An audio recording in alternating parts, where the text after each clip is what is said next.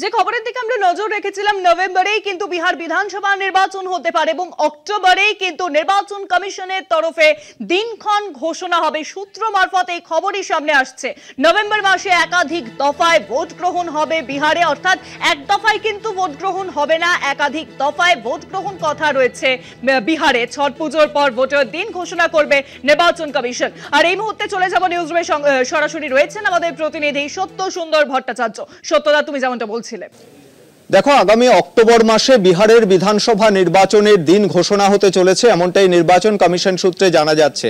সেক্ষেত্রে অক্টোবরের প্রথম সপ্তাহ বা দ্বিতীয় সপ্তাহে এই দিন ঘোষণা করা হবে, এমনটাই কিন্তু জানা যাচ্ছে। এবং সেক্ষেত্রে নভেম্বর মাসে 2 দফায় বা 3 দফায় হতে চলেছে বিহারের বিধানসভা নির্বাচন। এবং সেই বিধানসভা নির্বাচনের যে দিন, সেই দিন নির্দিষ্ট করার ক্ষেত্রেও দুটি বিষয়কে মাথায় রাখা হচ্ছে।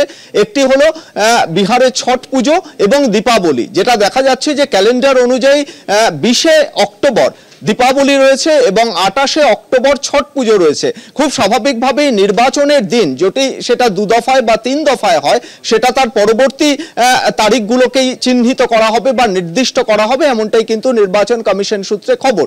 এর পাশাপাশি তোমাকে জানিয়ে রাখি যে বিহারের বিধানসভার মেয়াদ আগামী 22 নভেম্বর পর্যন্ত রয়েছে।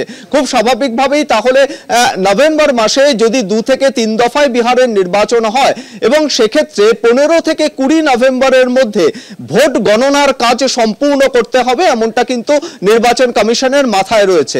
ফলে ইতিমধ্যেই যে এসআইআর এর প্রক্রিয়া শুরু হয়েছিল, প্রথম দফায় এসআইআর এর প্রক্রিয়া হয়েছিল 1 আগস্ট থেকে, তার পরবর্তী দফায় দ্বিতীয় দফায় 1 সেপ্টেম্বর থেকে সেটাও কিন্তু হয়েছে। ফলে সব মিলিয়ে এসআইআর প্রক্রিয়া যখন সম্পূর্ণ হয়েছে, একেবারে চূড়ান্ত ভোটার তালিকা, সেই ভোটার তালিকা প্রকাশ হবে এবং তারপরে অক্টোবরের প্রথম সপ্তাহ বা দ্বিতীয় সপ্তাহেই বিহারের বিধানসভা নির্বাচনের নির্ঘণ্ট ঘোষণা করতে চলেছে, এমনটাই কিন্তু নির্বাচন কমিশন সূত্রে খবর।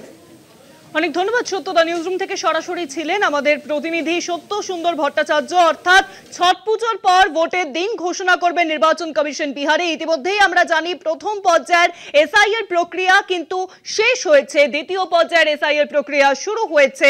এই আবহে 65 লক্ষ ভোটারের নাম কিন্তু বাদ রয়েছে বিহারে এবং সেই সব মিলিয়ে যেখানে জটিল পরিস্থিতি বিহারে, সেখানে খসড়া ভোটার তালিকা পেশ করা, পূর্ণ ভোটার তালিকা পেশ করা, এই আবহে সুপ্রিম কোর্টে মামলা চলছে। সব নিয়ে বিহারের কিন্তু বলা যেতে পারে পরিস্থিতি উত্তেজনামূলক। আর এই আবহে যে খবর সামনে আসছে, অক্টোবরেই কিন্তু নির্বাচন কমিশনের তরফে দিনক্ষণ ঘোষণা করবে বিহারের নির্বাচনে।